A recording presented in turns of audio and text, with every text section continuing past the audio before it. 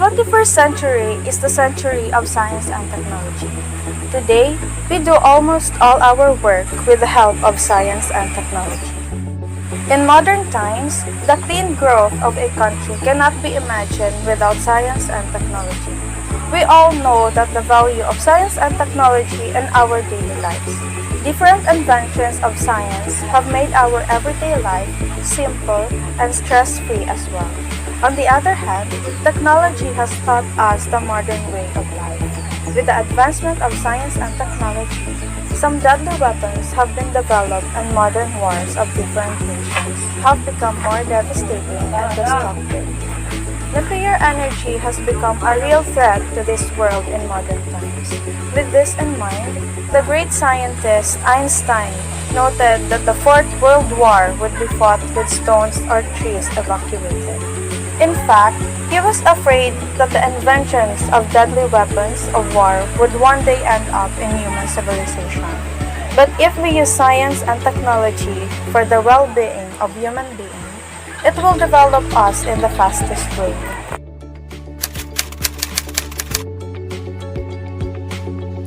The Sumerian writings first developed around 3000 BC by Sumerian scribes in the ancient city-state of Uruk.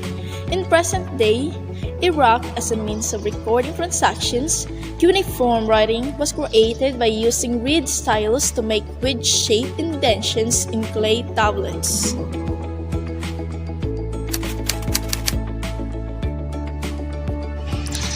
There were several uses for the papyrus made in Egypt, but its use as a writing surface was its most significant one. Individual sheets were occasionally offered for use in list and record keeping, but scrolls were the most common form. These sheets, 10 to 20 sheets, would be bonded together to create one long sheet, which would then be rolled like a scroll and frequently wrapped around a wooden stick. This particular variety of papyrus was widely used not just in Egypt but even in Europe. The papyrus scroll became a cultural norm in Rome and Greece.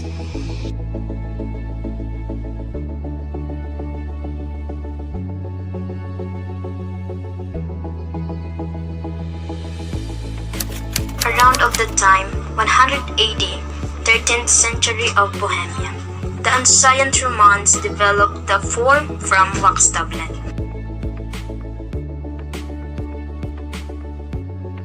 The codex has been called the most important advance in the book-making before the invention of the printing press, which early on adopted the format for the Bible.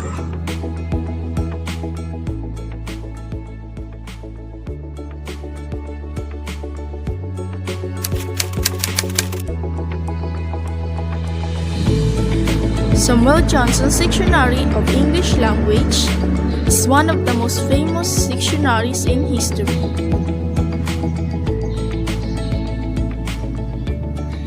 In the year 1755, the dictionary was published. The dictionary took just over 8 years to compile. It required 6 helpers and listed the 40,000 words. Each word was defined in detail. The dictionary illustrated the quotation, covering every branch of learning.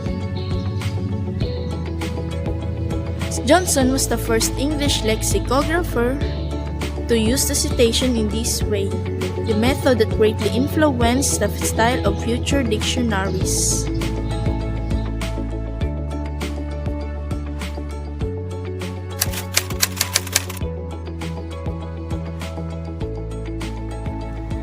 Johannes Gutenberg is known for having designed and built the first known mechanized printing press in Europe.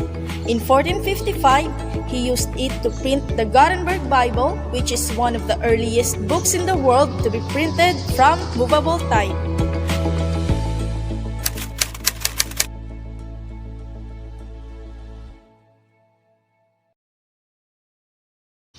New York University professor Samuel Morse began working on his version of the telegraph in 1832. He developed Morse code, or a set of sounds that corresponded to particular letters of the alphabet, in 1835. and by 1838, he had presented his concept to the U.S. Congress.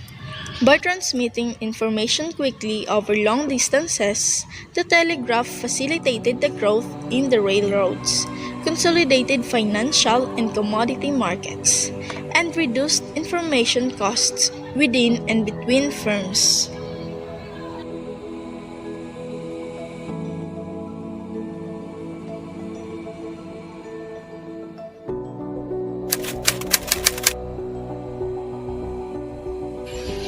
The first electronic camera tube were invented in the United States by Vladimir Swartkin in 1924 and by Philo T. Farnson in 1927.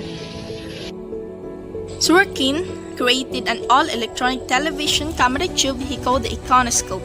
The iconoscope worked by reflecting the light from a moving image into a special plate. This plate was coated with tiny dots or pixels of a chemical that was sensitive to light.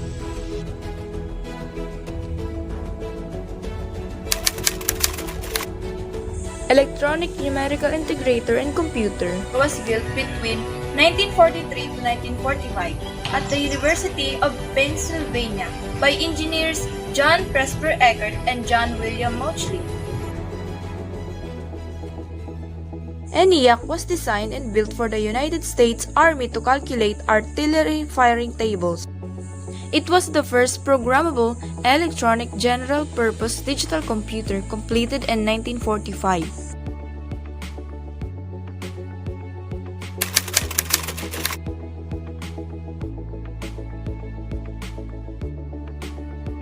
Co-founder Ed Roberts invented the Altair 8800, which sold for $297 or $395 with a case and coined the term personal computer. The Altair 8800 is a microcomputer designed in 1974 by MITS and based on the Intel 8080 CPU. The Altair 8800, based on the Intel 8080, became the first commercially successful personal computer because it hit the sweet spot of performance and price.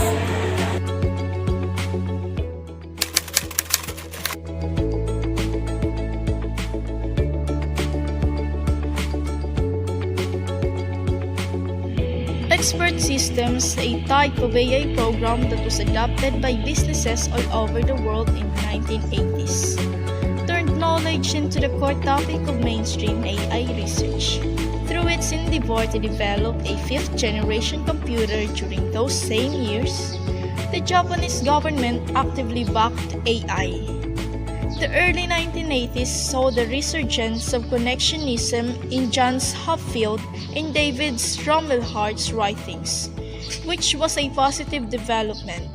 AI was successful once more.